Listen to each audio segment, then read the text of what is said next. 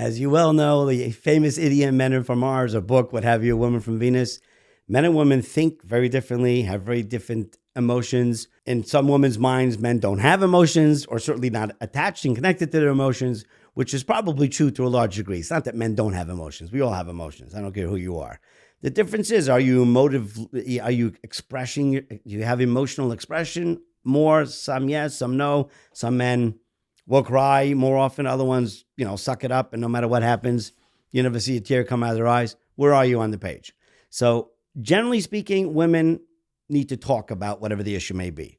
Now, it's true, to the husband at some point, it may sound like they're talking about it ad nauseum. I'm going to get in a lot of trouble for saying this, but what the heck? Live dangerous. They'll say it again and again and again. Men are very let's fix the issue oriented. There's a problem. Tell me the problem. I want to fix the problem for you. I love you. I care about you. So let me fix the problem. They're not interested in fixing the problem right now. They want to talk about the problem. And again, go from a different angle about the problem. And sometimes men are just like, okay, I can't deal with this. Just tell me what I can do to help you. And often all it is, they just want you to listen. A simple, listening, empathetic ear, period. End of story. They don't need you to tell you how to fix the problem, and unless they ask that specifically, and the like. And most men don't have that same approach. They're very resolving the issue oriented. And if there's a problem, let's fix the problem. Let's deal with the problem. That's it. Why do we have to keep talking about the problem? So I think it's an important point in general in marriages, and becomes a bone of contention in many marriages, where the wife will begin to feel perhaps that the husband is indifferent to her feelings because he's not listening. He may not be responding. It doesn't mean he's not listening. Could very well be listening, but he probably heard it the first time and the second time. At some point, he got the point. What else do you want him to say? And men have trouble sometimes trying to sort of come across with that same feeling of empathy and sympathy that the woman needs. Sometimes it's just a hug when it's permitted, etc., or some comforting words. Personalities are different. Not all men are the same. Not all women are the same. I gave you more of a general sort of overview, and it doesn't apply to everybody all the time. But I think knowing in advance, coming in, that women are they're created very differently than men, and vice versa, for a reason. God created us as very different beings for a very good reason. Without having those differences to sort of bring us together, things wouldn't work as well. It may sound counterintuitive. But in reality, if you had exactly two people who were exactly alike, and they were living with each other, and there was no differences whatsoever, odds are that there's going to be some friction, competition, friction, whatever it may be. So in many marriages, one spouse complements the other. One's stronger in this point, stronger in that point, but it's a matter of respecting what you see in your other spouse, and not, God forbid, feeling a form of jealousy like, oh, I wish I was like that.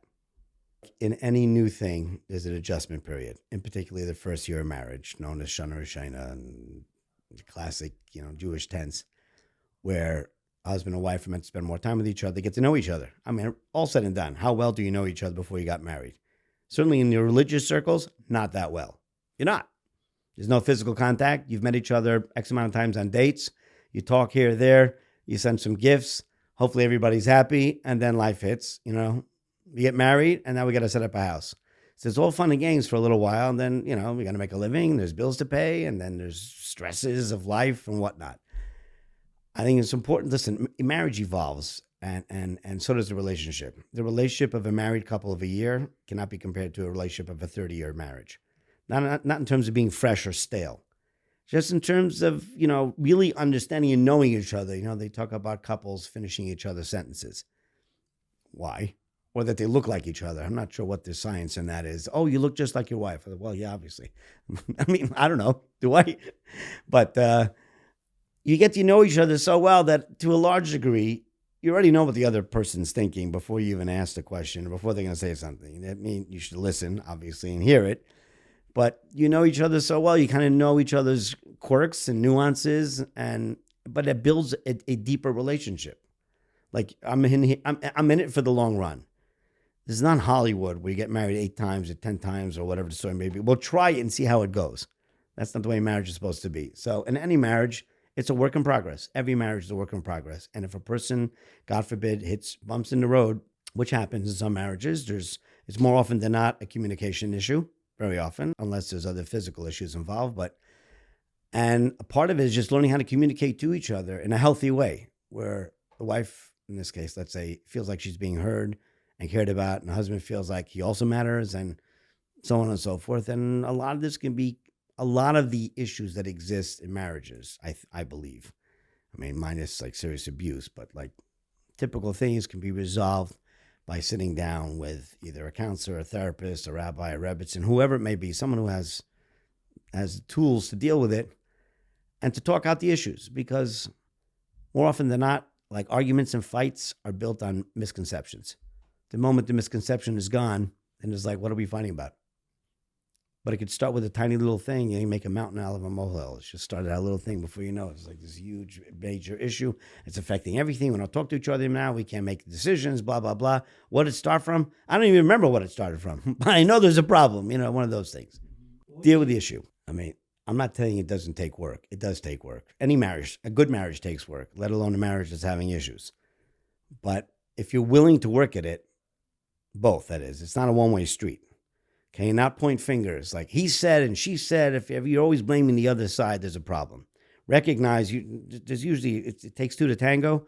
It takes two to fight and two to get into an argument and whatnot. So recognize what the truth is, and then, you got to come to terms with who you really are and be willing to change. Listen, I'm not saying change is easy. It's not easy. But it's doable. It can be incremental. But as long as there's progress, and especially, in a marriage and there's kids and whatnot, there's a lot on the table here. So just, walking out may seem like the easiest thing to do. It's certainly not the easiest thing to do in most cases. I mean, there are times, God forbid, where it's irreparable and it's going to end the way it ends. But it's definitely doable. But to work it through, to talk, honestly, a lot of it means talking to each other, not at each other, to each other. And if you need a third party inside to sort of help referee things to make it a more productive conversation, so then you do that. You hire someone, whoever it may be, the therapist or not. But if not, talking out the issues more often than not helps to dissipate a lot of these misconceptions, a lot of the ill will or whatever it is, feelings, etc. I was going to throw in one more thing. Husbands often are clueless. So, for example, I'm going to give this a recommendation to the wives. If you want your husband to take out the garbage, let's say, and he doesn't notice that the garbage is overflowing because we're just clueless. It's just, we think that the garbage walks out by itself every Tuesday or whatever day it gets picked up. Or whatever it may be, washing the dishes, anything you want done in the house. And the husband's not automatically doing it because he should know, by himself. If you tell him, do you like this to be done? He's more likely than not going to do it because he loves you and cares about you. If you don't tell him that you want it done, and he doesn't do it, and you start to resent the fact that he doesn't notice it, what are you going to have? It's called aggravation, okay? All you have to do is just say, honey, would you mind doing A, B, C, or D? And more often than not, he'd be happy to do it. He might have to be reminded 3 times, but at some point, it's like training, I don't want to say training a dog, but you know what I mean? You train them again and again. At some point, they get the hang of it, and they get the hint. It works. But if you don't say anything, and you're just waiting for it to happen by itself, it might be a really long wait.